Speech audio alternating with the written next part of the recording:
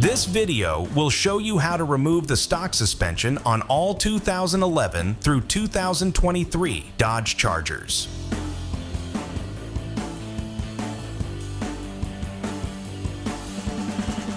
First thing we're going to do is loosen this upper control arm nut first, not fully remove it, just loosen it so that we can break it loose. And we're going to be using our 18mm socket and our impact gun.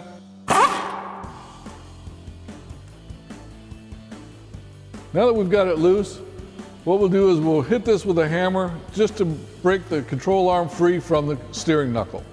Now just be careful not to hit this rubber boot because you don't want to damage it and cause any grease leaks.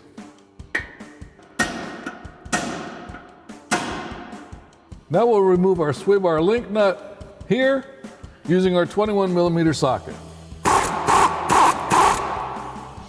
Now you may run into a situation like what we have here, where you try to take off that sway bar link nut and the whole thing just spins. If that happens, you can just use a 21mm or a 13/16mm wrench and a 10mm socket and separate the two that way.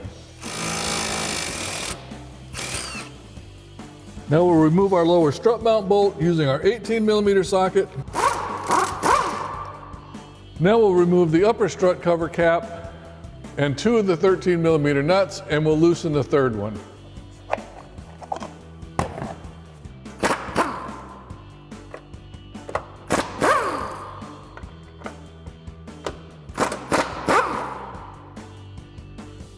Now we can go ahead and remove our upper ball joint nut and then our last remaining strut bolt at the top.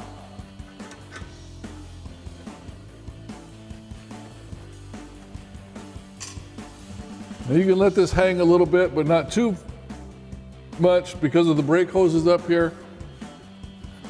And then we remove that upper nut.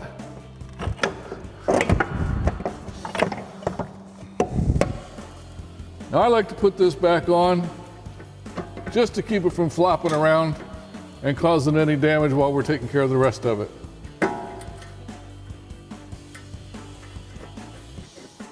Now you want to repeat this process for the other side.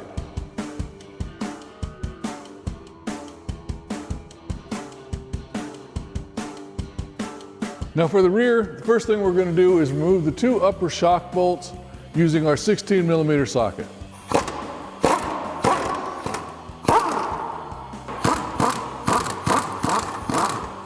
Now we'll remove the lower shock bolt using a 15mm socket and an 18mm wrench.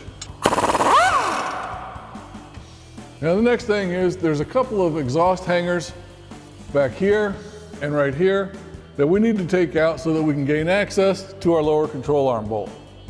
We're going to use our 13mm socket to remove those hangers.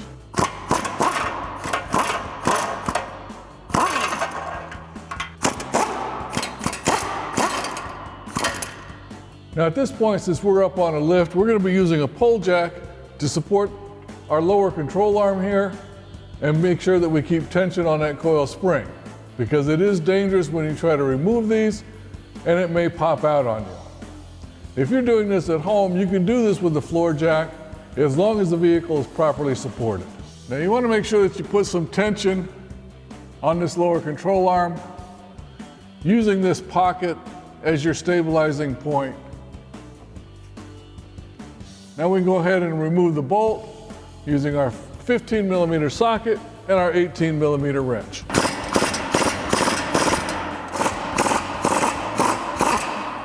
Now you can carefully lower the control arm to release the tension on the spring, and then we can remove the spring and the shock.